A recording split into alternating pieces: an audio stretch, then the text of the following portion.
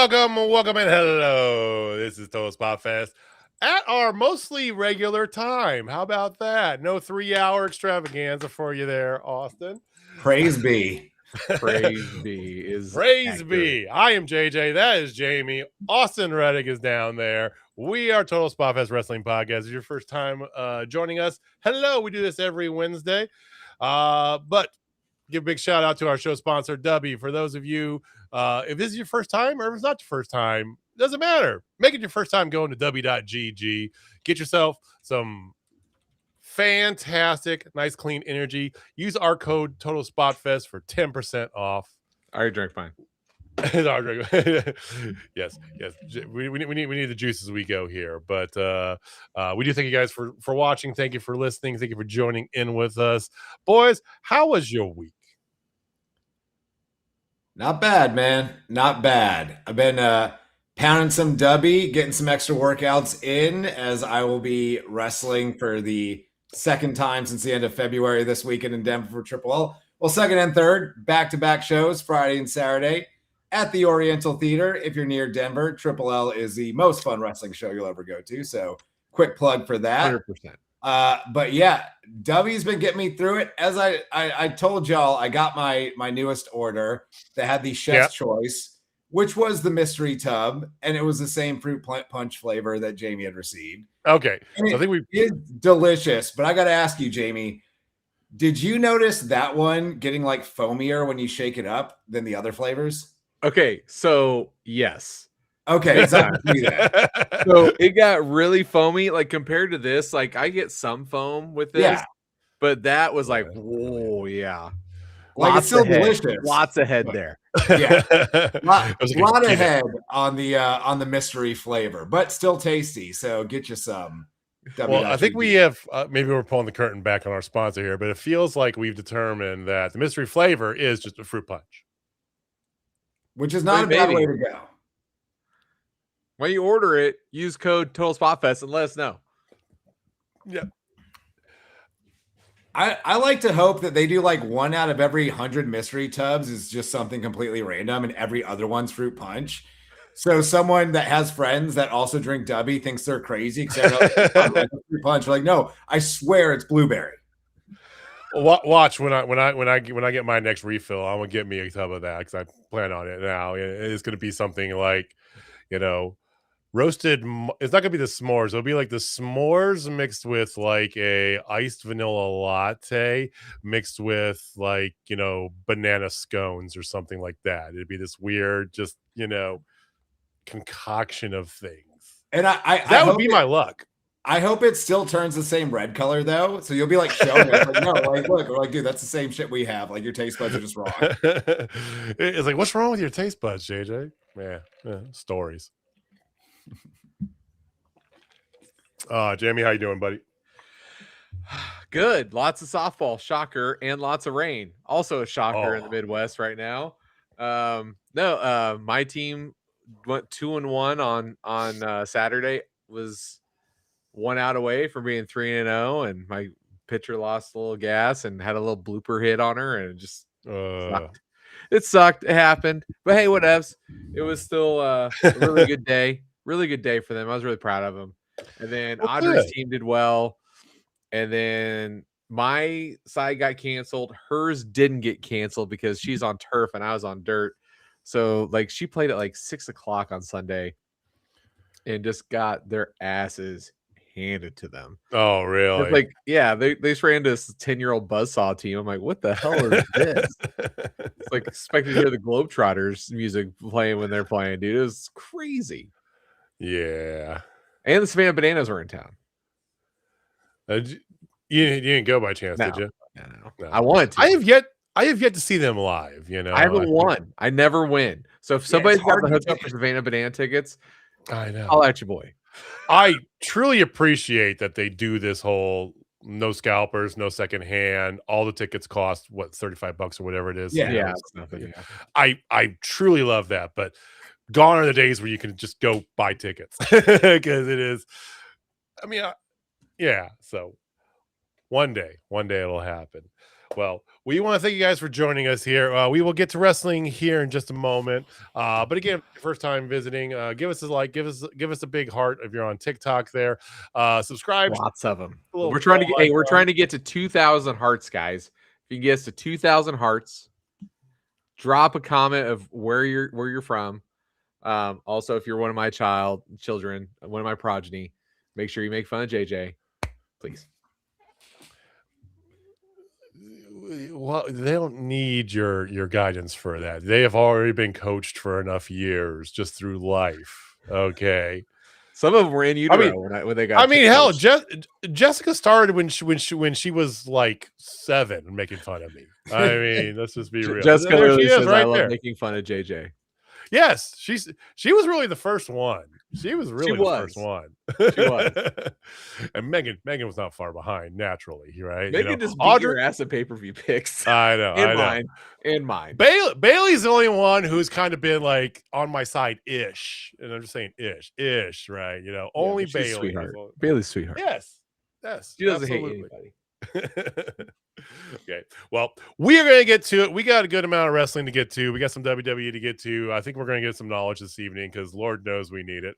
But let's just dive right into it. So, boys, Dynamite this evening, or should I say 3 matches and a return, because that's kind of what it was. I know. And that return, who called that? Who? Everybody with half a brain. Everybody. Yeah, I know. Yes, Austin got it right there. He's like, whack. You lob it, I'm gonna spike it.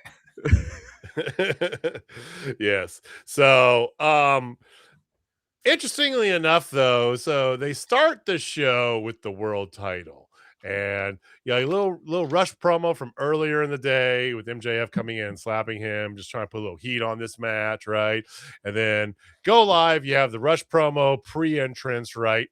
Met by Andrade. There was I say 3 matches in return, but we had a couple little things kind of sewn throughout the show.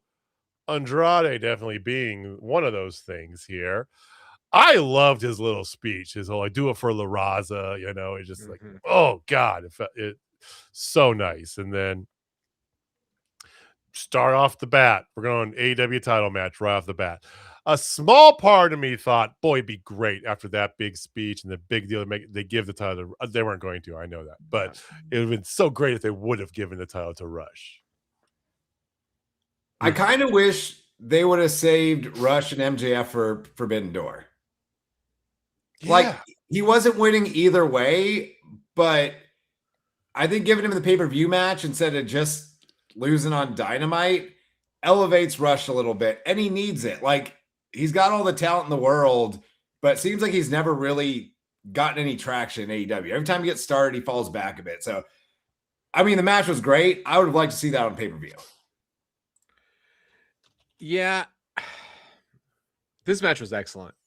That's without a shadow of doubt, this match was excellent. The very end, how they ended it with Rush refusing to tap and tapping out and flipping him off, that was just so good. Like, everything about this match was just awesome. Like, if it wasn't for like one other match, this is easily match of the night. Oh, easily. Really? Right out of the jump, match of the night. But then other stuff happened. That's a hell of a bar too. Like, we all know AEW is very notorious for starting off hot. Yep. And legit, they were almost touching the sun hot with this one. It was so good, and the crowd was so into it too. I love the crowd tonight. Shout out to the crowd. Where were they tonight? Richmond, Virginia. Yeah. Hey, Richmond. It's for wrestling and lovers. Actually, that's one thing I did. I forgot to write down, but I didn't want to talk about that because the crowd was fantastic, whatever. And I know about a year ago or so, there was a lot of discourse going on out there because it was a little more than a year, but that's when AEW did their shift to was it I think it might have been longer than a year, but it was their shift to the alternate venues or other venues, right? It was sometime in 25, I don't know, but Yeah. If and from that point on, a lot of discourse, especially on the IWC, about ticket sales, gate, for AEW shows. Has it felt to you guys lately? Now, I know we just came off of a pay-per-view at a ridiculously good arena that's, 15,000 strong, but it feels like just they're panning the crowd tonight. It feels like there's more people. Feels like they're filling out a little bit more. There's a lot of momentum, I know, in AEW as a company from the wrestling community as a whole. Hello, welcome to this bandwagon. You're a few years late, but still, I digress. But it feels like this crowd tonight felt like about 1,500 more people than would have been there at the same time last year in the same arena. Am I wrong? Yeah, I don't think you're wrong. I think there is a bit of an optical illusion, though, because they'll do these shows in these real small, unique venues that's more like a theater. And then this week, they're at the VCU campus at their basketball arena, which is probably like a 8,000 person arena. Right. But I mean, they're still packing that arena with fans that are super into the product. So, I mean, it definitely seems like the crowds are slightly larger. Now, whether or not it's a vast difference in the actual numbers of butts and seats and tickets in the door, it definitely seems like it. I'm going to say this. I'm going to go typical analogy, Jamie, right? Shocker. AEW is in the beginning of their yes movement. Okay. People are starting to really get behind the product. They notice, hey, not only are they the little guy, but they can wrestle and they're really good at it. And you know what? They're the stuff that they have on TV is really good. And then their pay-per-views are redonkulous. Every last one of them. And literally, Double or Nothing, this past one's the top 5 pay-per-view is what we all talked about. We put in the top 5, which is high regard for some of the things that they've had, right? So I don't think it's an optical illusion. I think they are just on the beginning of a run that's going to really push them to finally be the competitor that everybody wanted them to be, or 100% the identified alternative that is an actual draw. See, I think that's what you're getting at there. Nobody's going to ever compete with WWE, unfortunately, no matter what. It's just they're too big unless they completely go TKO off the rails and turn into nothing. Right? I don't think anybody's going right now. I mean, they kind of are. We'll get that's for later in the show, though. Don't worry. That talk is coming, y'all. Oh, by the way, I read Sports Illustrated after we did the show. I think it was like last Friday or Thursday, maybe Thursday, Friday, something like that. Same thing. They put Double or Nothing as the number 2 all-time pay-per-view. They put it all the way up to 2 on Sports Illustrated Sports Illustrated. Oh, number 1, Double or Nothing 2021.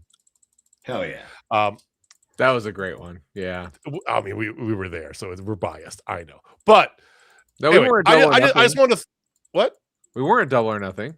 No. I said we were All Out 2021. All in. All Out 2021. Sorry, did I say Double or Nothing? Oh, yeah, you said Double or Nothing. I absolutely wait, 2021 All In happened when I was in Florida, and then I happened to see the next day I saw the Dark Order walking around at Universal.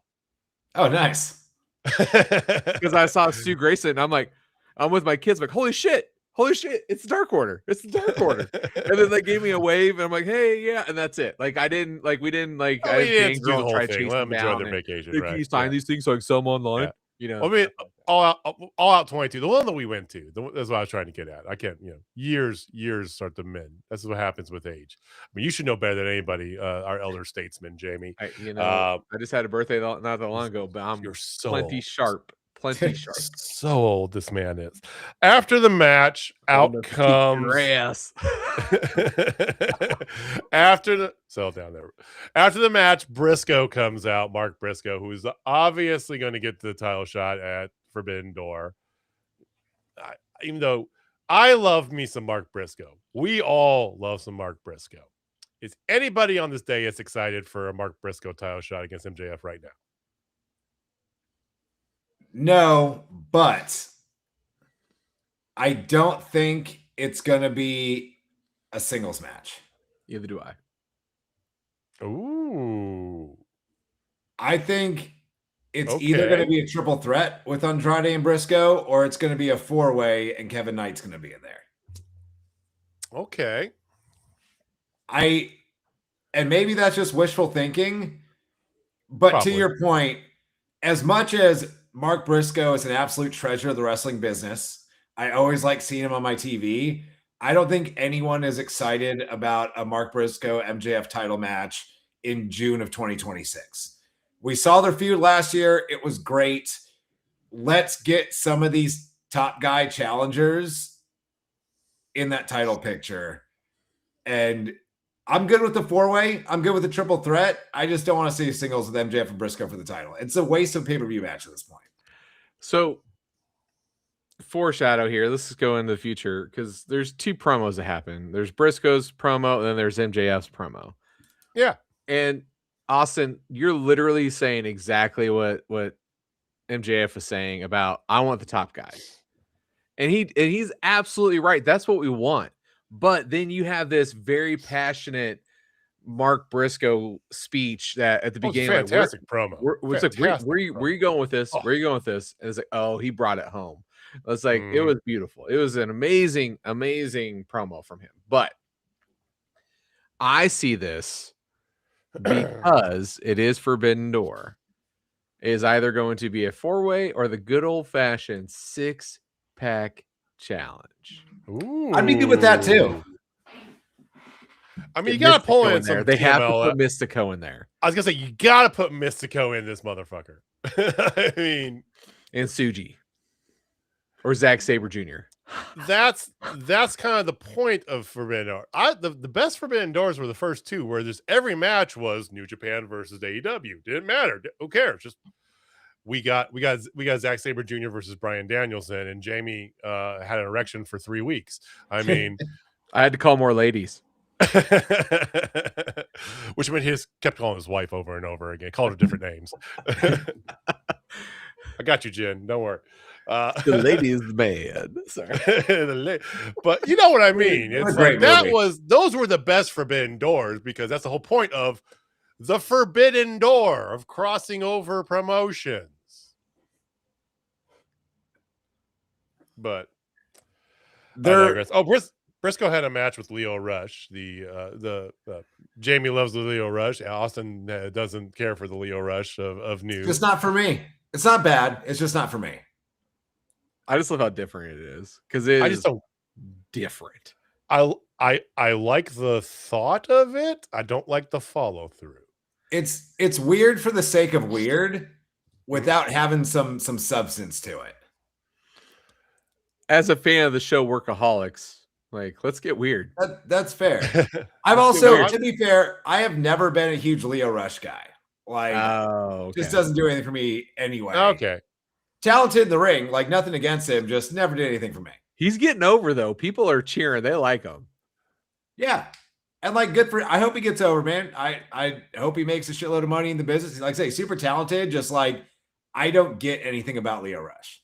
For what it's worth, he is the. I mean, he should be on this. He should be a guest on the show because he is definitely committed to that bit, and I appreciate the fuck out of that. There's no stop in the gimmick. I'll reach out because we haven't done an interview in a hot sec. That is worth dusting off the old interview. Let's go. Boots. Yeah, let's. It's AEW, so probably gonna say no, but we can still try. Hey, can we interview Lio Rush, pretty please? With weirdness on top. Answer's no unless you ask, right? Hey, we hit 2,500 hearts. We hit 2,500 hearts. Hey! So everybody gets drink Dubby. I was about to say, Jamie, if you land the Lio Rush interview with this weird gimmick, you should do the Paul Bearer gimmick for the entire interview. 100%. All right. Hey, if we hit 5,000, if we hit 5,000 hearts, guys, then JJ will do his Jimmy Hart impression. That seems fair. Okay. That seems fair. That's fair. That's fair. Can't just be me. You should have prepped me this. My microphone's right up there. I'll get it. I just winged doing the bear. You have your yeah. Don't worry. My microphone's up there. I'm good. Yeah, okay, all right. See, you're fine. All right. I So was like 5,000 hearts, guys. I was like, shit. I thought my megaphone was in the storage room, but it's not. It's right. Okay. All right. 5,000 hearts. Get to it, y'all. All right. So yeah, wait. So he calls out MJF, calls him a moist ass bitch, which nice might be one of my Chef's kiss. One of my favorite. I mean, I am going to use that in some manner or fashion. I don't know how because I work in a customer facing sales job, but I'm gonna find a way to use that somehow. You could use it to talk to your finance guy. Like if you got him hooked up, like to buy stuff. Like, hey man, I got a moist ass bitch. Like, come on. I'll find a way. No, I'm gonna use it on one of my. I have one manager that would just pop so hard on that. Okay. So Kevin Knight had a quick video promo. Then you have Triangle of Madness doing a little promo in ring. Tekla.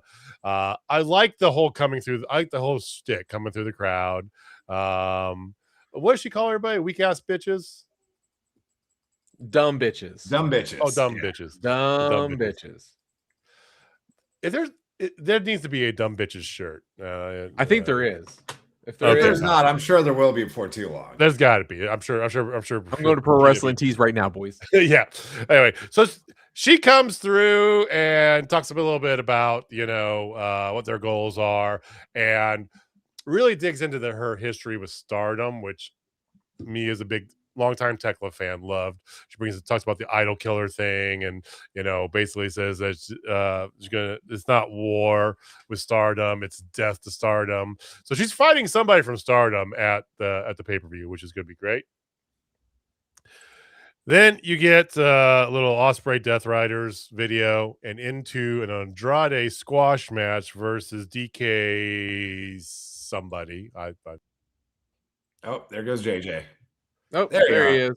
Yeah, no, this happened on the pre-show. This was definitely my turn this week because we had the big storms. I lost power for like 5 hours, so I had unplugged my laptop. So it's not a surge protector, but just be safe, right? And yeah, so it's my turn, Austin. You bore the brunt for the past few weeks. Yeah, I've been blipping out like Thanos snapped for a few weeks now. So I moved on to someone else. I know. So afterwards, Andrade talks about how he really wants a title, and Jamie's already kind of teased about this a little bit, right? But he talks about how he really wants the world title and coming with all this, and out comes Don Callis to introduce the newest member of the Don Callis family, Kevin Knight. Were we surprised? Little bit, but it makes sense. Didn't expect it right away. I was a little surprised with how quick he went into the Don Callis family. Jamie, stop by your tongue. Just go. You're fine. Right idea. Wrong as hell execution on this one. Wrong as hell execution because they could have done it tonight. He didn't need to announce. They could have ran in, helped. So he won, and then at the end, they say he has joined, and they do the handshake. They do the old handshake. They do the whole thing right then and there. That's the way you do that. Not saying, oh, he's a part of the Don Callis family now, guys. Like, no. That's my Don Callis. What do you think? Not the greatest Don Callis. Austin does a better one. Not the greatest, but like points for effort for sure. Like Don Callis from South Park there. What the? Well, I don't know what the hell that was. I don't mind them doing it ahead of time. I think it would have been better afterward. It's always awkward when there is one random member of the Don Callis family just standing at ringside, like just waiting to interfere. Like the fact that AEW management has not addressed, like, hey, Don Callis could be on commentary, but every single week there's some goon standing next to him that was clearly getting involved in the match. Like, why doesn't the ref, as soon as the match starts, be like, no, you go to the back because like I know what's going to happen because I watched the show. But listen, yeah. It's been a while since we had this talk, Austin. But you bring this logic stuff out, and it's really chilling the mellow going on here. I'm just saying, I can suspend the logic for one-offs sometimes, but like every week there's just a goon at ringside that's going to get, and like that's when I want to see them address it, because they've done it so many times. Like that's how you pivot to something else. But that's just wishful thinking on my part. Consistency. That's all I'm saying. But him being a part of that makes so much sense, because we all know here in probably the next couple of weeks, Andrade is going to split from him. Oh yeah, the whole time, even when Kevin Knight was coming out, here's Andrade doing this whole shaking his head thing, and hey, Dusty hearted up, because if we get to 5,000, JJ's going to do his. We're only 1,000 away, y'all. I'm a pull. All right, we're 900 away. I already did my Paul Bear.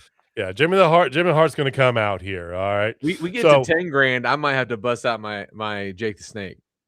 Oh, done that. Or my Bruce Pritchard, which is by far and away JJ's favorite. God, I might just do that one for free.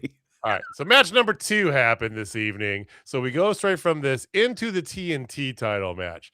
Also, there were two title matches. Your top 2 titles on the men's side, depending on how you look at the ranking of titles.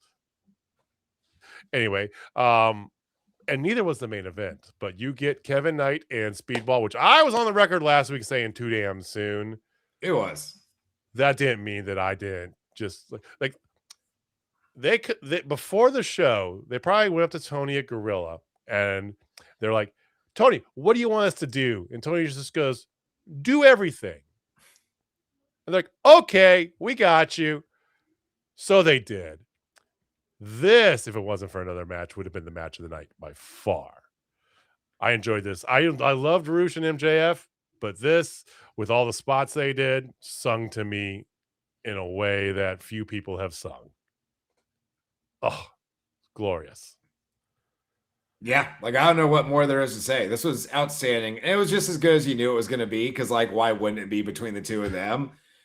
Wish it would have been on pay-per-view. Wish they would have waited a little bit longer to get to this, but not sad about getting it tonight, because it was outstanding. I love this match. That's easy to say. That's the easiest thing to say. But I also loved the fact that this is just the beginning of their feud. And I thought that they did this very well with the run-ins and interference. So then Bailey didn't lose it, clean or anything like that. So it made a lot of sense to me. I'm looking forward to seeing what they do with this. Is it too soon? Yes. Yes, it is. Typically they have pills for that, but I guess not tonight. So here we are. Hold on. A little early. I don't know what just happened. JJ went. Oh yeah, we hit 5,000. We hit 5,000. Hell yeah.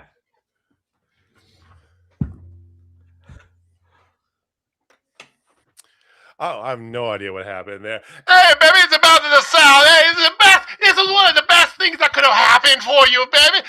Woo! I mean, other than the hoaxer coming back from the dead, which would have been a great travesty, really, because you see what happened here. It was so good. Oh my God, I loved every second of this. They did do a weird thing there, because Kevin Knight immediately turned into, hey, baby, I'm going after the big belt because I deserve it. I deserve the big belt, but he I think you're right. I think they're going to come back with more of it.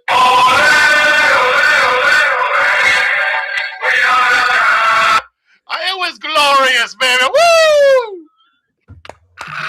Yes. Hell yeah. So also we got to get you involved now, like in some way. 7,500. What are you gonna do?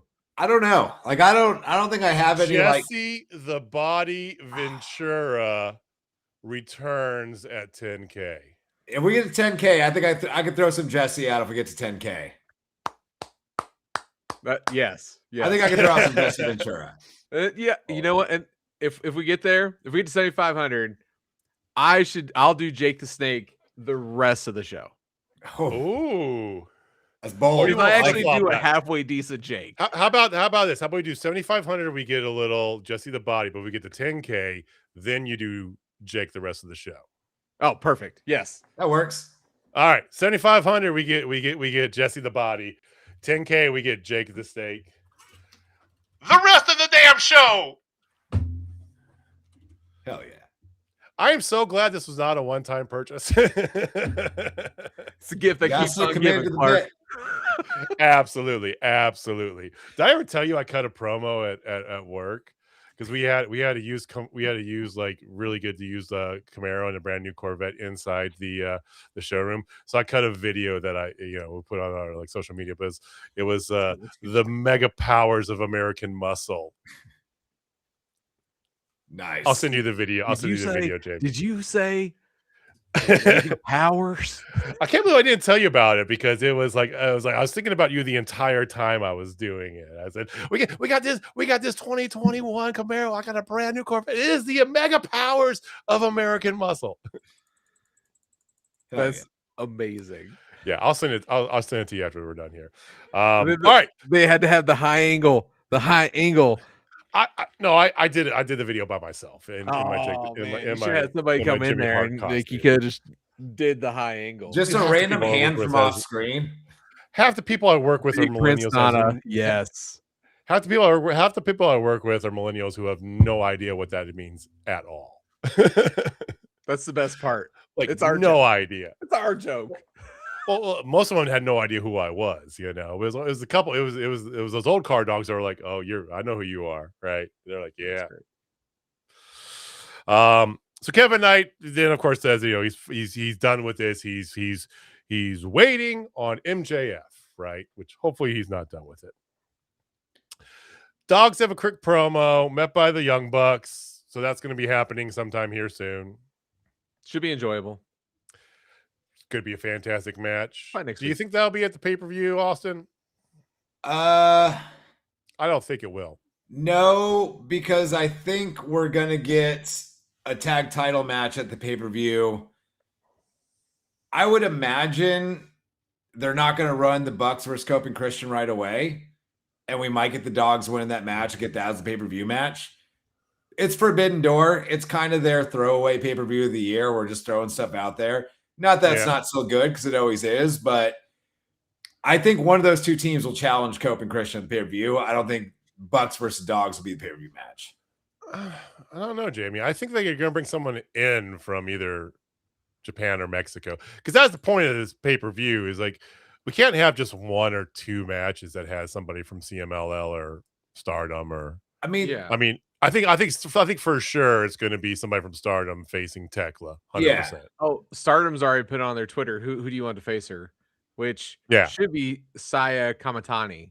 Like if it's not Saya Kamatani, like what are you doing? With that? I'm really well. Actually, there's one other person I would be okay with, and she is the absolute cutest in the world, and that is Maki Ito. Ito-chan. I did hear she has. Oh shit, we're 7,500. We're already at 7,500. Oh, look at that! That's crazy flat. Let's go. Hell yeah! All right. So you have to bust out this very second, but whenever you're ready, we can get. No, I mean we can go right into it. We got 7,500. That's a new record for our likes, and it's like the time I helped Dino Bravo set the world bench press record. And he went for 704 pounds. And yeah, I touched the bar, but I only used about 2 pounds of pressure. So he still bench pressed 702 pounds. And that was a world record. He's Canada's strongest man and the world's strongest man, gorilla. Yes. If those of you watching have absolutely no idea what we're doing, go to our YouTube channel, subscribe if you haven't already. And then go back, watch the videos, watch our past 2 Halloween specials. We're cooking up something interesting for this year. We're still spitballing some ideas, but we got a couple good ones out there. Halloween is worth it. It is in honor of this man over here because it is his day of days. So we need to figure out the amount of TikTok hearts or whatever we're collecting over there that'll get Jamie to be Darby Allin for the Halloween show this year. 500 million hearts. That has several commas in it. I'm pretty sure, like several. 1 million. It would take almost an act of God, but you know what? I Yeah. would do it. I would do it. We'll talk about it. We'll talk more about it. 'Cause actually, I had something I was going to run by to you guys. I forgot to not bring up before, but anyway, We'll get go there. to our YouTube. Go back, watch our past live ones because we've been doing We've this done live now for a few years. commentators. We've done managers. Yep. And next year could be something different. We don't know yet. We don't know. The year before that, I cosplayed as Austin Reddick, which was absolutely hilarious. That was great. Yep. Year before that was our first one, and you were Austin Reddick. I was Lazy Batman. I was a Pop Funko Batman. That was my man Brian Keith. You were Brian Keith. That's right. Non-blackface Brian Keith. Can't do all that. I mean, it was just, yeah. That was because I had like a blanket that looked like a poncho and a cowboy hat, and I was like, this shit's on hand. I love Brian Keith. Here we go. Yeah. I thought I was being lazy going spending $10 at Target for a very ill-timed mask. Let's be completely honest. that was worse wearing that one than the Gorilla Monsoon mask was. The Gorilla That mask was was hilarious, good. though. The Gorilla. Made me think of Trading Places every time I saw you. All right. Let's get back to wrestling, okay? So MJF had his promo there, which he talked about already, you know, in his little ice bath. Then you get to the women's match of the night. It is a quarterfinal for the Owen Hart tournament. Alex Windsor versus mystery opponent, which wasn't really a mystery, but mystery. Mercedes Mone hath returned beltless. And it's good to see her back. Match was fun. And then at the end of the match, the one thing I didn't like, boys, was she still had heel in her. She's held on to that, the bank statement or whatever the hell she's calling it now, way too long. And she literally steals the Owen Hart title, which she did win last year, right? But she literally takes the belt and prays out with it. I thought we were getting face Mercedes. Yeah, that was a bit odd, especially because when she first showed up, we were like, just be a heel. Like, it took her so long to just be a heel. Right? And now she's back. The crowd's clearly cheering for her. Like, you've been gone long enough that what you were when you left is no longer relevant. They need faces bad in the women's division. Like, why are you still being a heel? You don't have to just go 100% goody two shoes, like, nicest person in the world, but don't hang on to a submission on another face for another minute after the match. Like, it was a bit odd for sure. I choose to look at this from a different lens. I choose to look at this as pent-up frustration for losing every last one of her belts. Which she did lose one to Alex Windsor. Yes. And the only belt that she technically never lost was that belt right there. So she's going a little insane about it. And I think we're going to get a crazy Mercedes. And I think that's going to be very well received. Okay. Because she just wants it so bad. And she just has so much frustration. So she's going to go crazy in matches, which I think is going to be just magnifique here in a little bit. But especially when she goes against Saray in the finals, not Athena, because for some odd reason I feel like that's what they're going to do. Even though they shouldn't. I feel like it should be Athena, but whatever. No, I think that's what they're going to do. I'm hoping that's what they're going to do, because if they don't, I feel like I hear you, and thematically for Forbidden Door, that does make more logical sense, but I feel like it's going to be the path to her getting the title. I feel like it's got to run through Athena, right? They have history together. We're at 9.8, boys. Yeah, you're 200 away, and Dusty is wearing his fingers out, tapping that screen. So, you know, I'm with you there. It was just a little things that he did there. I think that the end goal, like we all talked about, Austin, is definitely going to be face. So, yeah, we'll see. We said 10K, boys. Hell yeah. It's 10K, boys.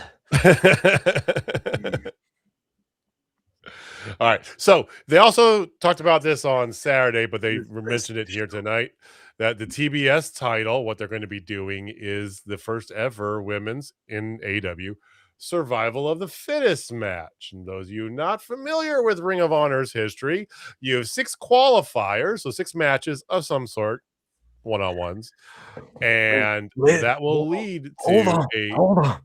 We got comments. You're doing this for the rest of the show. You don't have to come in right now. You're I fine. know. But Taylor said Lennon's fingers are hurting her. And you know what also hurts? A bite from Damien. That really hurts. I'm gonna make you hurt real bad.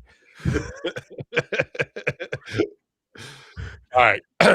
Just for those who wonder how I do it, it's just a really stressed, almost southern, nasally, very breathy thing. So there you go.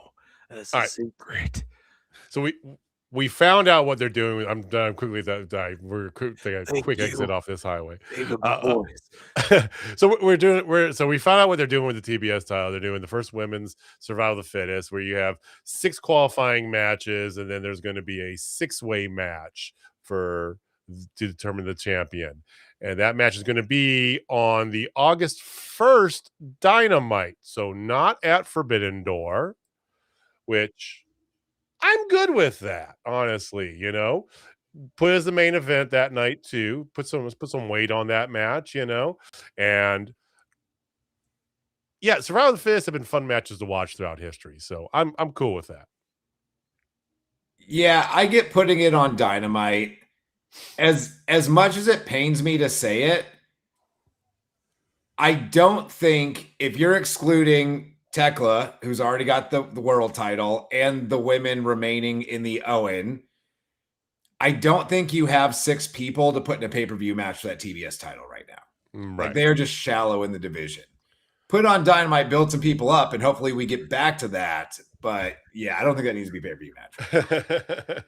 Jake, what do you think? Well, first off, Taylor says 15,000 and I have to wear a Mizzou shirt. I'd rather burn in hell than wear one of those ugly shirts. I wear enough gold for you, Taylor. It's as much as I'm going to do.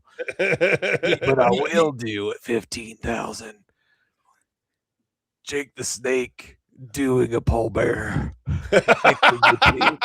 You know what I would like to hear at 15,000? Because we're talking about survival of the fittest. 6 people in a match. What are the odds you could win? I want to hear Jake Roberts break down some Steiner math for us. Oh, we at 15,000. I will definitely do that. There is a 736% chance that we're going to do that right now. I'm with you there. I would like to see them take the TBS title back to being, I'm trying to save you here as much as I can, buddy. I see them take the TBS title back to being that lifting title. Yes. Do you need to give it to the best wrestlers in the company? No, that's what your main title is for. You put on Julia Hart for a little bit. It fits their thematic, what they're doing with the Triangle of Madness, right? You can put it on Queen Amanada, give her some rub, right? You can move it around, make it a little, let's move it around a little bit, So I'm good with all that, right?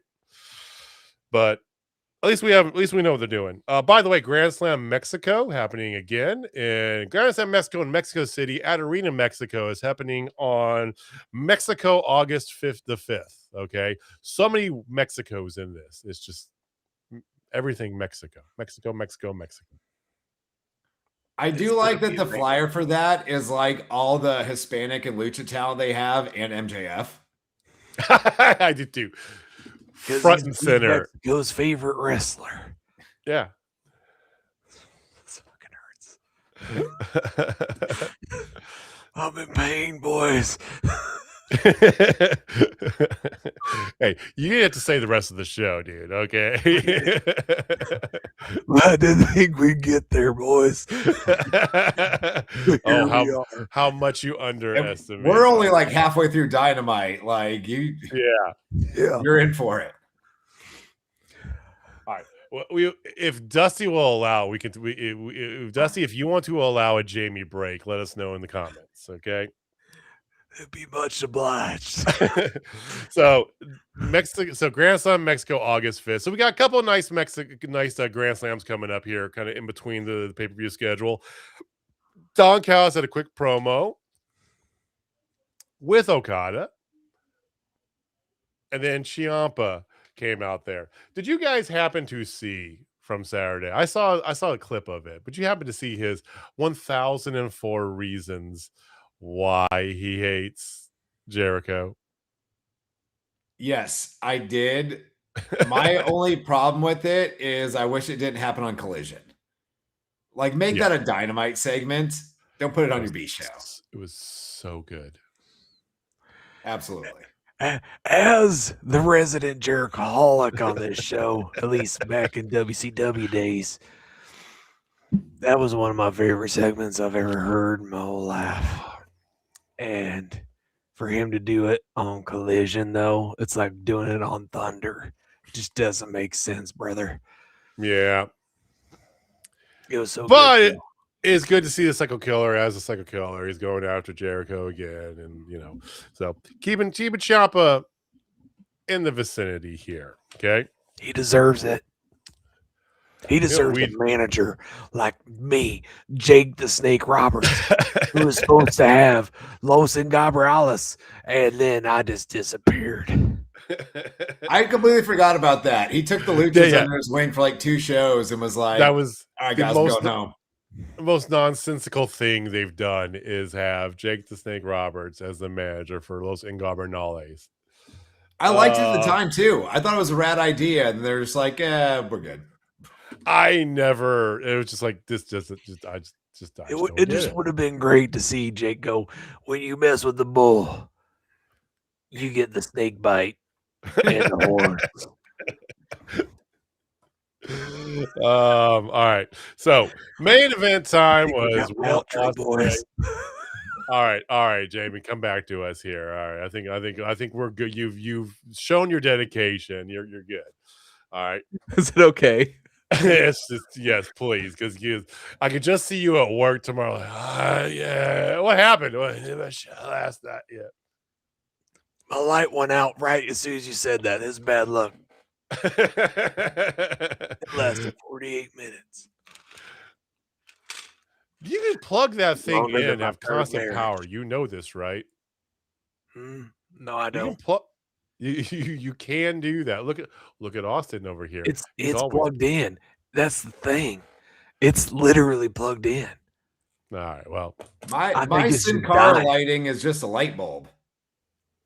Like, it just screws into the ceiling, and then you just change color with your phone. Never have those issues. Welcome to the future. You, Mr. Fancy Pants. I think you could drop it a bit, but people can see me in that beautiful title that JJ will never hold again. It's not your title. This should not be on the wall. Should not be on the wall. I'm presenting it on behalf of the FWO, the greatest pay-per-view picking faction of all time. Not only should you not have that title should be in your daughter's hands. You are taking it from your daughter. Do you want me to have her come down and call you a bitch? She won't say that because she doesn't cuss. She might for you.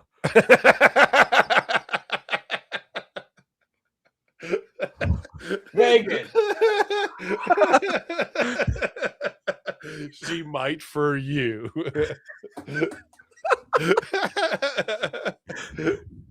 Well played. Megan. All right. While we're waiting for Jamie to follow through on his bit here, turn your light on, man. Okay, so we get to the main event. All right.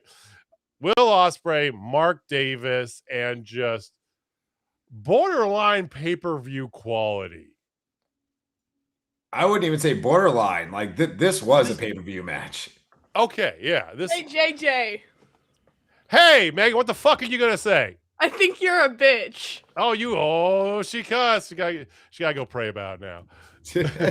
That's right, brother. Jake the Snake always delivers on his promises. I hope you're happy. I'm I know you are. All right. While you were setting this up here, so we're pay-per-view quality match on TV, Jamie. Bruh. Followed, I mean, the match itself was just ridiculous, and then all the chaos. Oh my god, I loved every second of this. This was so good. Can I ask you two a question? I'll allow it. You just did. Oh, fair. Well, that was your one. In January of this year, would you think, man, I can't wait to watch a Mark Davis match? No. And We've how all- about today, boys? I mean, we've all said it in the past few months. The man's come. I think it was as simple as him just growing out his hair. He looked so much cooler than he did a while back. Like the in-ring talent has always been there, but like he looks like a more interesting character now. And all it took was just growing out his hair.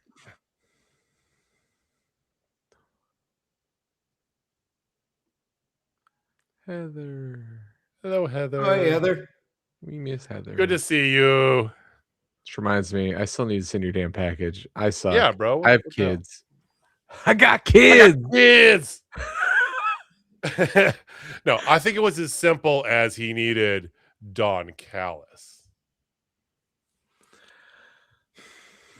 He had Don Callis in January too, and it kind of sucked. I just think he's just gotten better, and I do agree. Like just the little things with his presentation, and honestly, I hate to say it, like ever since this high thing happened in like the past 2 episodes, Oh, the eye patch is the eye never used an patch suits him so well, way better than Rocky Romero ever thought about pulling it. I want to see him keep the eye patch for like 6 months from now.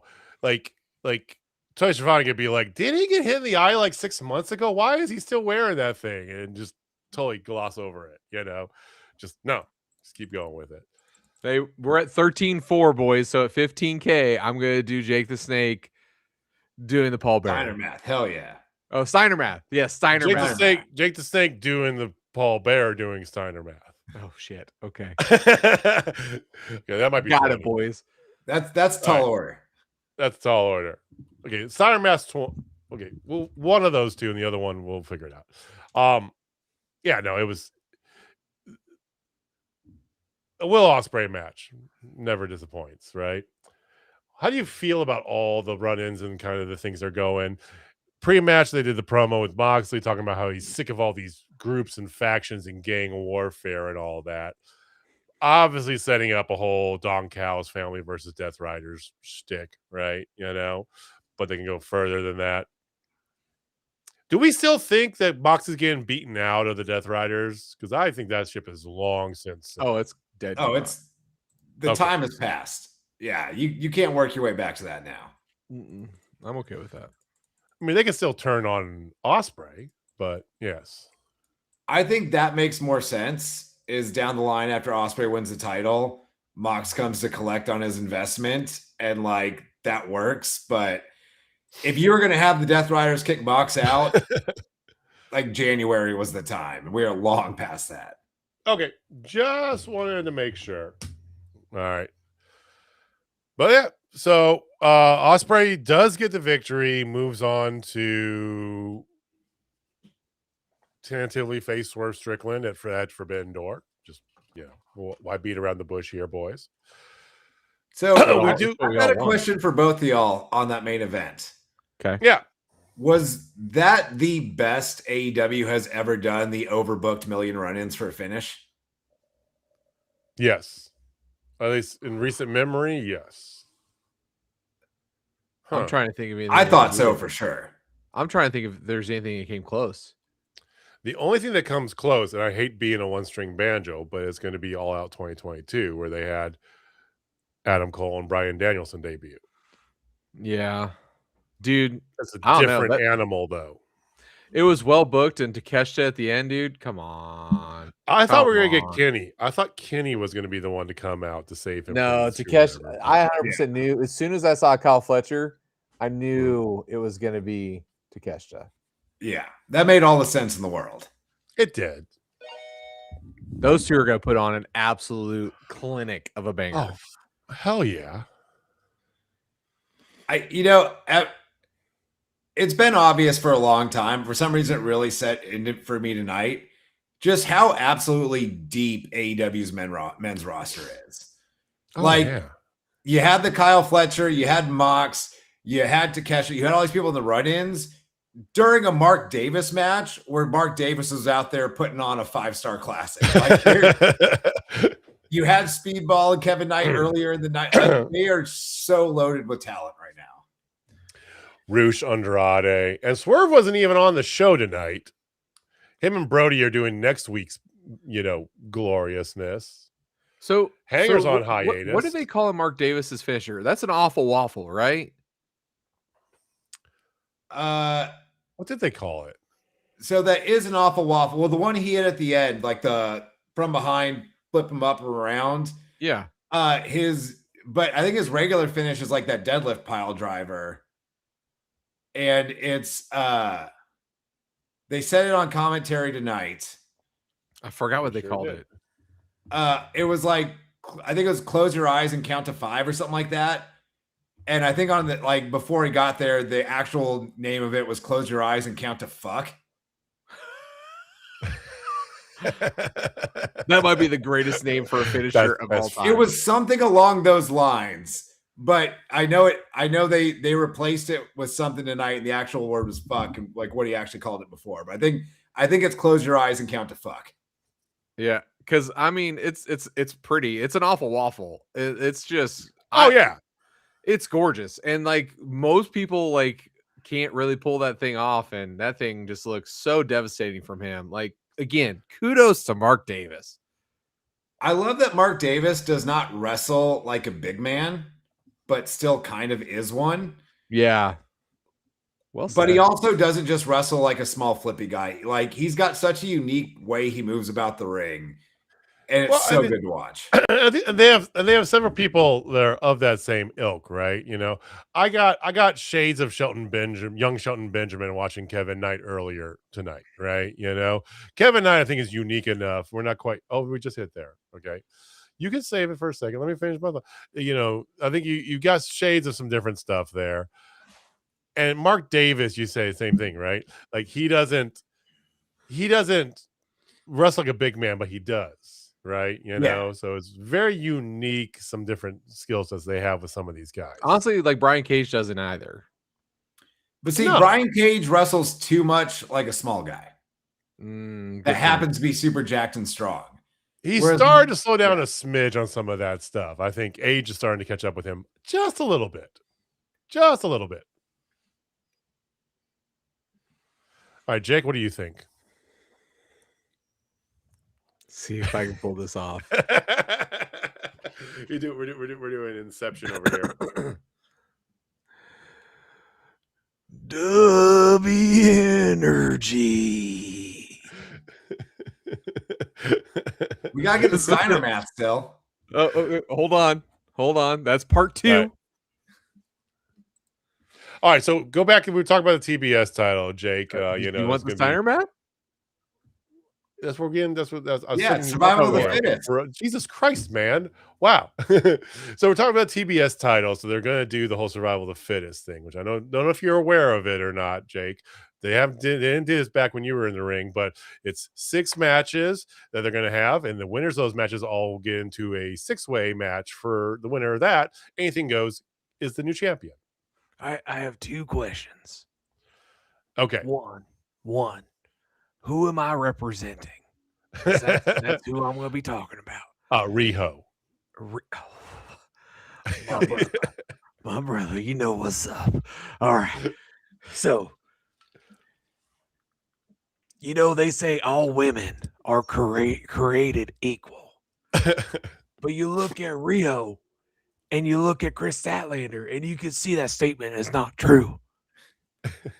See, normally, if you go one-on-one with another wrestler, you got a 50-50 chance of winning. But Rio is a genetic freak and not normal. So you got 25% at best to beat her. When you add Harley Cameron to the mix, your chances of winning drastically go down. See, the three-way at... What's it going to be at again? August 1st, Dynamite. August 1st. Dynamite. You got shit. You got a 33/3 chance of winning. But Rio's got a 66 2/3 chance of winning because Harley Cameron knows she can't beat her and not even gonna try. Do you want me to keep going? Is that enough? That was sufficient. Like That's that. fantastic. The fact that I'm reading it word for word. Oh, I know you are. Big Yes, thing. absolutely. I like Well, I like that it was Mad Lib style where you were just plugging in AEW women's I talent. know, I know. Because the math's completely off. 'cause There's there's another 6 of person who can be them, critical. but, yeah. Harley Cameron. Harley Cameron. That definitely needs to be a clip. We're gonna clip that for sure. Definitely got to be a clip. Oh, that's so good. All right. So that is hey, done. hey for that. Hold on. Hey for that. Everybody who's on TikTok, make sure you follow us on YouTube. Drop a comment on there too. Let us know that you're alive. That'd be great. Join the conversation. And then also don't forget, go to w.gg, buy yourself some energy, use code Total Spotfest. This has been all fun and games. My throat's destroyed, but hey. Yeah, pay the man back. Buy some W, give us some subs. We appreciate y'all for watching. That is a Dynamite for the evening. Next week we do got again the other semifinal for the men. They're gonna get to the women again on Collision. They're moving forward with the rest of the quarterfinals, and we should start to get. I'm thinking next week we'll start to get some structure going on for matches at Forbidden Door, which, by the way, I don't know if you guys have looked at your wrestling calendars lately, but don't call it counter programming. There is TNA Sacrifice and the NXT Great American Bash happening on, oh, surprise, the exact same day as Forbidden Door. And it might not be Sacrifice. It's a TNA pay-per-view. I don't remember which one. Yeah, I mean, I don't know if you could even call it counter programming at this point because no one remotely interested in an AEW pay-per-view is watching TNA or NXT instead. Oh, I'm going to watch the whole like garden battle between the Righteous and the Hardy brothers. Didn't even know that was happening. That. That's happening tomorrow night, I think, or this week, sometime, whenever. Mizzou. Anyway, no. But no, 3 pay-per-views regardless, though. I mean, it's just I found it amusing, the attempt at counter programming. How about that, Austin? Yeah, like because in TKO and Triple H's brain, NXT Great American Bash is equal with the Forbidden Door pay-per-view. Yeah, it's weird though, because I feel like the only possible result of that is less people watch NXT.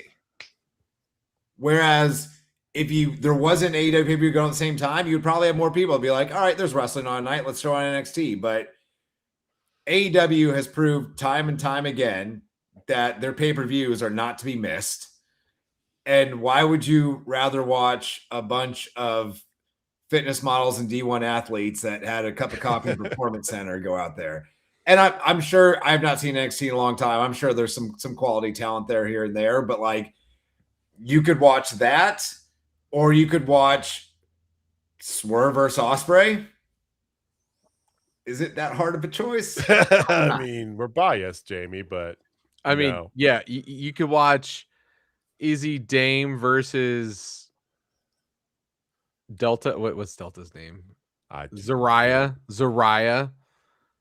Or you could watch Seiya Kamatani versus Tekla. I'm just saying. Hopefully you see Mystico somewhere involved too. Oh, because I mean we haven't like scratched the surface of the CMLL roster coming over and doing anything.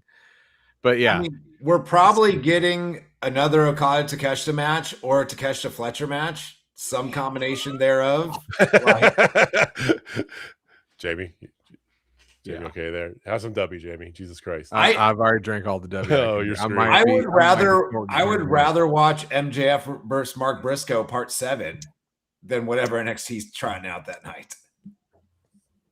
Shit, man. We hit 20,000 hearts. I'm going to snort. I'm going to take a little bump. Bump of Tubby. Take a fucking bump with W, boys. All right, y'all. So there was a premium live event this past weekend, all the way from the old world of, according to definitions. Yes, it was. I think it was a live event that was outside the United States that wasn't very premium. Clash in Italy. Great name. I mean, Clash of the Castle, fantastic. Clash in Italy. Okay. But yeah, they had an Italian event where two Samoans wrestled each other in a tribal rules match, which I still have no idea how that's different than a mildly no DQ, but whatever. Is there Samoan? They are Samoan. You did have Sol Ruka becoming a champion, which, I mean, kudos to that. We're all I know Jamie's a Sol Ruka fan, so I'm a big fan of Botch Ruka. I really am. Botch Ruka.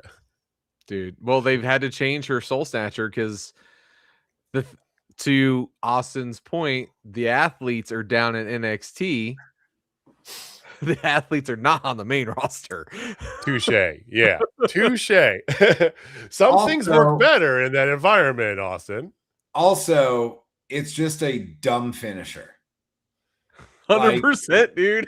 First time you saw it, it's a backflip into a stunner. That's not realistic to set up in any way, shape, or form. Yeah, it's it's cool as a one-off. Like, if she used a different kind of cutter and occasionally busted that out, it would probably be fine. But there's no real way to do that without your opponent standing there like a dipshit for 20 seconds while you climb the rope and backflip. And that's if it goes well. That's best case scenario. Yeah. It'd be cooler if there's a top rope over their body like a blockbuster, but then they're catching the head and bringing it down. Coming over, like flipping over them, catching and going down. That'd look a lot cooler. And probably safer and easier. I make the parallel that it kind of falls in with Sky Blue's whole code blue thing, right? The actual part of the move is fine, right? A code red is fine. A stunner is fine. It's what you do before that has made both of those moves. Yeah. The run onto the butt that never works. Yeah, and then the backflip over the thing to do a stunner. Like if you have a finisher. Too much setup. And Darby Allin hits it clean every time and you can't, find a new finisher. No, Darby Allin every time he hits the code red looks great. Yeah. Well, that's the thing. It's just a code red, though. She doesn't do that. She has to do like facing one way and then spin on top of the girl, then do a code red. Just do a code red and call it a code blue. Like Adam Cole did a Mexican destroyer. Or did a Canadian destroyer? Goddamn. Heat seeker. You know the answer. You know Jamie's answer to that, Heather. You stole why? Why'd you poke the bear? Because I was just about to say what Sol Ruka should do instead is pull her opponent in from the apron and use the ropes for leverage for an extra devastating pile driver, and that would be a great finish. And we call that the Soul Crusher. Then so there you go. We full circle. The Soul Seeker. No, she said Soul Crusher. She said they should call it the Soul Crusher. I like that. Soul Crusher. Soul Seeker. Soul Seeker. I mean, that fits. Stealer. Soul Stealer. But that's the whole point. It's like you can just do like Adam Cole did a Canadian destroyer and called it a Panama Sunrise. You can do a regular code. You can do a regular code red and call it a code blue. You can do your own like simpler stunner and call it a soul snap. You don't the extra flair on all this is not needed. There is the fucking problem. She should just use the twist of fate. Like she's got Lita vibes already. Just use the twist of fate and every once in a while bust out the soul snatcher when it makes sense. So if I were her, I agree. I would do like a twist of fate, and then instead of doing just the good old fashioned moonsault, because that's already played out a little bit, spinal tap. Spinal tap be great. I think that'd be great for her. She's Yeah. athletic enough. Yeah. That'd be rad. Okay. Regardless, she became a champion, and then we had match 2 of Obafemi versus Brock Lesnar. You know what the dumbest that's a- finisher is? Brock Lesnar. That's it.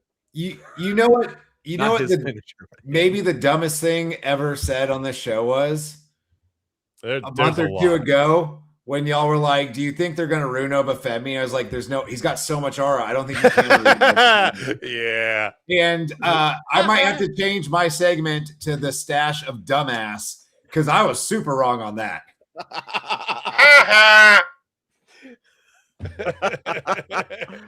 Well, For a laugh, boys, for a laugh. hey, you know, Austin, you could just come over to my side and just say 80% of the time, you're right every time. Yeah. And, you know, I feel like that's where you live right now because you've been on fire with your predictions. So That wasn't Yeah. a layup. I legitimately, because we have been burnt by these people enough, Austin, I was legitimately asking that because I could see them doing this. And here I we are. legitimately at the time thought like he's so plug and play ready to go. Like the crowd is chanting the whole time. There's so much aura there. You don't have to do much with him. Pretty much the only way you could take wind out of his sails was let's have Brock retire and then 3 weeks later come back and just beat him because we have nothing better to do. And that's what they You're not wrong, but look who we're talking about. did. And apparently I've heard the rumor is that Brock's gonna face Roman in Saudi Arabia. Like WrestleMania next year? No, I think they have another Saudi show coming up here, some special event, Crown Jewel. I don't know. That could have been AI slop. I have no idea. That's what people want to see. Roman versus Brock part 18. We'll finally get it right. That'll be the tagline. I'm just saying. Roman versus Brock, maybe it'll finally be good this time. Yeah. So not only do you shit on the trajectory you have for Obafemi, although you do go directly into his next step is to become king of the ring, right? He won his first match to get in. Okay, whatever. But Jamie, not only do you kind of just shit on that momentum, but you also have somebody who went through the whole thing of taking off his boots and his gloves and, you know, for somebody who was an asshole to be like waving goodbye tearily to the fans at WrestleMania, just immediately having come back. Not even a Ric Flair, you know, pause of action. Just immediately come back and keep wrestling the same thing. everybody's got a price. I mean, you're not wrong. Hey, I know your kid's out of college. Do you want her to live in a mansion? I was already got to do that. A bigger one? Yes, sir. Well, TKO's got ridiculous money, and I don't get it. I don't get it. I think it was dumb. I think everything they've been doing lately has been pretty dumb. Well, not everything. Not everything. Not everything, because they do technically own another company that put on all-time classic great main event on Friday night, I believe it was. Yes, AAA is doing some shit. If you have not watched El Grande Americano versus El Grande Americano, that was a fucking love letter to pro wrestling. Like that was everything that is great about pro wrestling in one match. You can catch that on ESPN, right? YouTube. It's free. YouTube, that's right. It's Yeah, on YouTube. You can go watch it right now. Not right now. You can't because we got to finish the show, but like once we're done with the show, give us 15 minutes. Yeah. No, I mean, it's ironic that AAA has been so good considering who owns them. Let's be honest. Well, we all assumed you can buy AAA is going to bastardize it. It's going to become, you know, bad WWE Junior. And it really hasn't. It's been really good. I mean, Vikingo's been doing Lord's work down there. It's Vikingo. So, I mean, there's that. You know, Penta's doing a lot of double duty as he should. Same with Ray. I mean, Ray. Well, Ray's now general manager of AAA, which I think is great. Mhm. I mean, hell, even Dominic Mysterio going in there doing the. Dude, they hate him, and I love it. It's such good heat, though. Such good heat. Oh, yeah. I love it. Oh, They both play into it. So I learned something new. Was it maybe Monday from Megan? Undertaker does their booking now. Yeah. He's AAA. been booking AAA for a couple months now. And have you not noticed how much better they are? Like they had Conan and it was decent. Don't get me wrong. No disrespect to Conan because but woo. I think what really helps with AAA is you can't go full WWE without losing the Mexican audience. Like, oh yeah, they are not going to stick around if you just try and make it another WWE thing. And Undertaker has added just enough WWE into AAA to just make something that works. And boy, does it work. And speaking of which, the main event being two WWE wrestlers as luchadors, killing it. And I mean, and just bloody fantasticness. Of course, El Grande Americano beats El Grande Americano original, which means he had to be demasked. And shocker, boys, it's Chad Gable. I always forget that Chad Gable is 40 and like his kids and stuff were in the ring. And I was like, don't his kids look a little old? And I was like, oh, wait, no, he's like approaching middle age. Like, I forget he's a whole ass adult. Yeah. Thanks. Courtesy of the middle-aged men that are on this show. Dick. I got another like 9 months in my 30s. 9 months. Yeah. Man, I remember my 30s. It was a long time ago. Jamie has a daughter who can legally drink. And I got another one that's turned 20 in a little bit over a month. Yeah. Yeah, I don't know what it is about Chad Gable. Just I always assume he's like much younger, but no, he's 40. That's cool. I didn't know that either. WWE doing stuff in AAA again, like I said, if you haven't already, go do that.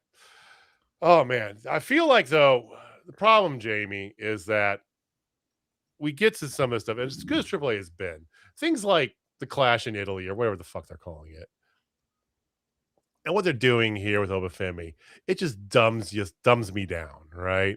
It sucks IQ out of me. If only there was something that could replenish that IQ. You know, I've heard of such things. You would need a miracle, sir. But the rest of our audience can just use a little stash of knowledge. Well, as I had to admit to earlier, I may no longer be qualified because I thought there was no way they could talk Obafemi. And because of that, it actually works because tonight I'm going to need to borrow some knowledge from y'all as well. Oh, no. Because there was a tweet or some kind of posting from actor / noted wrestling fan / occasional wrestling participant Paul Walter Hauser. I believe I said his name right. Yes. And the gist of his post was, if Mick Foley is not in your top 10 all time, you don't know ball. Which the internet trashed that opinion. Sure. But it got me thinking. And I'm going to put some parameters on this, so I want to get y'all's opinions. Okay. If we're only taking modern era, so you go like 80s up. We're not going back to like Bruno Sammartino. We're not going that far back.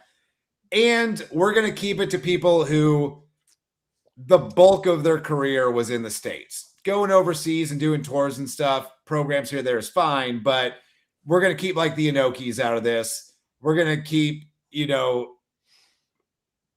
El Santo out of this, which is a little bit older anyway. But yeah, La Mascara. Largely American-focused wrestlers of the modern era. Okay.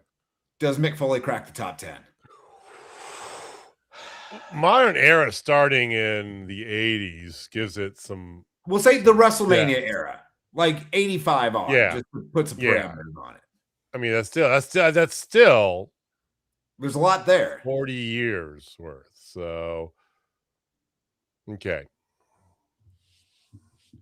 And we're talking WWE specific or just American wrestling? You could count NWA, WCW, EC, like just American focus. It doesn't have to strictly be WWE. I don't know if I'm gonna start. I don't think I'd put him in top 10 if you have, and the big reason being is that is a solid stretch of time there that covered a lot of actual eras, right? Because you had the beginning of the WrestleMania, the Hulk era. I'm just gonna call it what it is, right? Hulkamania era, and then you went into Monday Night Wars, the Attitude era, then into the PG era. If Plus, you said 90s, yes. We're including some 80s in this too, though, to make it a little bit harder. And that's where I'm stuck. That's why I can't say top 10. I can't, because I mean, obviously Flair, Hogan, Rock, Austin, Cena. Oh shit! I didn't even put Cena on mine. Guaranteed top 5. But when you get to the back half of the top 5 is where it gets a bit murkier. Well, I'd have to put Undertaker up there. Oh, he's not on mine either. Oh man, there's no way. There's no way he's in the top 10 because I'm throwing AJ in there because you said American focus. That's why I asked you WWE or not. I'm throwing AJ in there, the best from TNA. I think that you look into that. You got Macho. If you're talking about the 80s too, that I think Macho would be above Foley. Yeah, I put Macho on mine. I mean, Sting. I put Sting on there. Stinger. You have Sting on there. I got to throw Sting in there, and then. You're saying that Mick Foley's above Jeff Jarrett. He's above Kurt Angle, Edge. He's above all of the above. Good point. I think I would put my personal two favorite wrestlers of all time are Terry Funk and Jeff Jarrett, and I would put Mick Foley ahead of both of them. I think a case can be made that he is top 10. And I think the biggest thing is just the number of huge moments he was involved in and how good he was elevating some of those can't miss names. Austin wins the title in 98. Who's his first feud? Dude Love. Okay. Foley or Taker throwing Foley off Hell in the Cell was probably one of the best Taker moments of all time. And it was Foley's idea, and also the choke slam through when his tooth went through his nose. Come on, man. Probably Triple H's best match, either the street fight or the Hell in the Cell with Mick Foley. Yeah. The Rock and Sock connection. Oh, so good. He was equal to the Rock and Entertainment. The ratings shift with the up with some butts in the seats title for Mankind. And it did. And it did. That's why I wanted to ask you. I'll bring this up tonight because I think it's one where you first hear it, you're like, no, probably not top 10. But then you start looking at all the shit Foley did. Foley and Randy Orton's hardcore match helped put Randy Orton on the map. Where Randy Orton takes the bump onto the tax. You didn't even touch anything he did in ECW either. Haven't even gotten there yet. Foley and Edge at WrestleMania 22. Like the closest to a death match you've seen in WWE maybe ever. You go into ECW. I think Foley definitely helped make ECW. Now they still went on their own after he left and all that, but him being there was a huge deal. Entering the Royal Rumble 3 different times as 3 different characters. And it being equally as over every time. I think a case can be made that he's top 10 in the modern era. Dude, I need to find a way to see if I can get Paul Walter Hauser to be on our show to let's talk ball with Paul Walter. Well, maybe if you offered him some creme fraiche. Wait, what? No creme fraiche? No creme fraiche? Have you guys watched Balls Up yet? Not yet. I've not. Okay, that's his new movie with Mark Wahlberg, and it's I'm familiar. Fucking ridiculous. You need to watch it. I'm getting caught up in a couple series I haven't seen in a while. Like that's on my list of things to watch. I've been watching Margot's Got Money Troubles. I just was not prepared for what I watched. I was like, I'm not prepared for this. Is it good? So far, I will say this: like I've always known Elle Fanning as this cute little thing, and it's like, oh, you're grown. I was not prepared for that. Like I was not prepared. Not prepared. I need to check it out. I want to see Nick Offerman as a professional wrestler. He's hilarious. I would imagine so. He looked kind of jacked. I don't know if it's really him or he's got a bodysuit on, but dude looked like, all right. I think it's actually him. I mean, because he's got good frame. So I mean, you just have to. It wouldn't take much for him to bulk up and slim down. You know, the dude hauls lumber around in his spare time. Like I'm sure. He is the epitome of like his character is his person, right? You know? Before we get too sidetracked, if you're in the comments, let us know. Does Mick Foley make the top 10 modern professionals? That's a fantastic question, though. That's a really good question. Because me and Jamie are looking at like he fights for number 10 broader things, but because Dusty. Okay, so let me ask you: is Dusty 70s or 80s? I would say, I'd say 80s. I think Dusty's in-ring prime and heyday was pretty wrapped up as we get into the WrestleMania era. There's some overlap, but we're talking about in this time frame more of Dusty's polka dot run, which I still enjoyed, but even then, I think if you count all of Dusty Rhodes' career, I think I would still put Mick Foley ahead of him, which is insane. It is. That doesn't even mean that Mick Foley is necessarily a better professional wrestler. Although I would still maybe make that case. I mean, that's also valid. I mean, to be completely honest with you there, I mean, are we talking because you're splitting hairs then, and what you're doing is you're getting into the better athlete and not a professional wrestler if you're making that argument, right? Not you, but no, for sure. Proverbial you, right? Because we've long, and you especially, Austin, but we've long talked about the things that is like such a pro wrestling thing, right? Yes. All the stuff they're doing with Danhausen, the one guy we expected them to screw up, who they have absolutely not screwed up, amazingly enough. You say that right? They're going to have Brock Lesnar show up and beat him on SmackDown on Friday now. 100%, it's going to happen at some point. It is inevitable. This is like Matrix 2 here, right? You know, it's like he's going to touch the source code at some point. It has to happen. Right? Maybe that was the deal to get him back. They're like, look, Brock, the Saudis have given us a blank check. You're going to get to come back and beat Oba Femi, but at the next clash in Hungary or wherever they're doing the next one, you got to put over Danhausen. Like, who's Danhausen? The little guy over there with the face paint. All right, boys. Anything else you got this evening? Actually, yes, because while we're on the topic of Mick Foley, we have to talk about this. Go for it. He recently said he would love to manage somebody to elevate them. Who do you want to see him manage?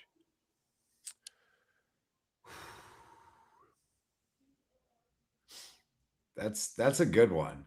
While we're thinking that over, I don't know if you saw it. He did also recently say he thinks he has one more good match in him.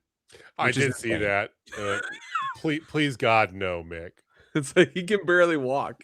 No, I think we're gonna get it, and I think it's gonna be Mick Foley versus MJF. And I think if you're gonna have anyone in there with Mick Foley, I think MJF is the guy to do it with.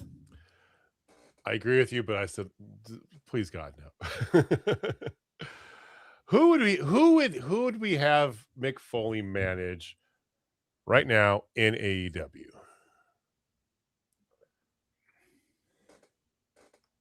Isn't that great? Like, you could see so many things. Like Leo Rush and him would be hilarious, but I don't think that'd work. Speedball and him would be an interesting dynamic. Yeah, but Speedball's already making a name for himself right now with what he's doing. I know he doesn't need it. Yeah, that's the thing, because you got to consider like who would Mick Foley elevate, or who would you just like to see with Mick Foley? Because I think there could be different answers there. Yeah, I'm going more in the latter part of that answer because I think Mick Foley is going to be more invaluable for that elevation with his knowledge behind the curtain. Yeah, I'm trying to think who would be a really good fit for that. OUTRUNNERS, the Outrunners. I mean, they are currently champions in Ring of Honor. Yeah, but it was Ring of Honor. See, I don't think they really need him. They don't need the rub. Now I'm thinking about it. They don't need. They just need a push. They don't need the rub. You know who? You would have to change some things from what they're currently doing. But I think I would like to see Mick Foley managing Mark Davis.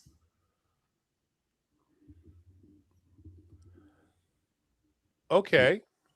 I don't know exactly how that would work, whether it'd be a face Mark Davis or we get some of that older sadistic Cactus Jack heel Mick Foley, which would be hard to pull off because he's just so beloved by the pro wrestling fans now. But I think that could be a real interesting fit. See, the problem I have with answering this question though is you ask who you want to see him manage and elevate, and I'm immediately taken back to his short run as back in the old TNA as the general manager. And it was not very good. For all the stuff that Mick's done great, that wasn't one of them. The tweet and tweak, that was. I think the other problem you run into is that Mick Foley's probably going to overshadow just about anyone you could have manage in AEW. Right. Jamie, you asked the question. What is your answer? Max Caster. Could be good. Okay. Asked and answered. I think that just it would give Max a rub. Max has always been known as a silly guy, and then you have Mick, who's also semi-silly but also crazy. I don't know. Like, is there anybody else that would be crazy, like hardcore crazy, other than Darby Allin? The Dogs. Oh, that would be fun. That would probably be very entertaining TV. I mean, Bull Club's most ineffective leader and Timu Hangman. Not 2 minutes before he made the Timu Hangman comment, I turned to my wife and was like, Clark Connors looks like Hangman's stunt double. Which I love Clark Connors. He's great. He just does. Say it from a man who we once referred to as Wish.com Stone Cold Steve Austin. So that was our first interaction with Austin Reddick, ladies and gentlemen. And here we are years later. Years later. Speaking of Stone Cold Steve Austin really quick, was Mox giving anyone else Stone Cold Steve Austin vibes in the jeans and the black shirt in there tonight when he made his run in? Mox crosses over into a lot of realms. Let's be honest. I agree with that. Now that you say I didn't see it at first. Now I'm looking at it. I was like, yeah. I think part of it too was because it was like the multi-man schmoz run in, and he didn't end up being the last, but he was the last of that part. And it's like, here comes the big star at the end to end this shit. That was a Stone Cold spot. Show up, hit your finish. But yeah, he was giving me some 90s Stone Cold Steve Austin vibes tonight. I'd like to see him actually come in and do a full Stone Cold. Double bird, kick in the gut, stunner, and leave. Right in a four-wheeler. Just like bam, bam, bam. Go. I don't care how he gets in or out, but as long as he just does that, that's all. While we're talking about Mox, if they do let Mick Foley have one final match in AEW, I hope we get a couple weeks of Foley getting trained by the Death Riders in their little dungeon practice mat facility. That would be great TV. They're literally in the boiler room. That's his home. Oh, God. Well, we're going to leave you with that, ladies and gentlemen. So, all right, next week, second semifinal for the Owen. We got more going forward. Lord knows what's going to happen in WWE. Probably more the same of the shit, but we should start to get Forbidden Door beginning to get put into place here. It is the 28th is when Forbidden Door is, so we're getting ever so close. But thank you for watching, thank you for listening, thank you for all the hearts over there on TikTok for making us do stupid things. That is why we exist. Let's be honest. More of that to come. If you haven't already, hit that subscribe button. We do this every Wednesday, approximately around about 10 o'clock East Central Standard Time. We will see you guys next week. Same bad time, same bad channel. Jamie, take us home, man. All right, ladies and gentlemen, if you're not down at Total Spot Fest, I got 2 words for you. W Energy. Go w.gg. Use code TOTALSPOT for 10% off. We'll see you guys next week. Peace. Later.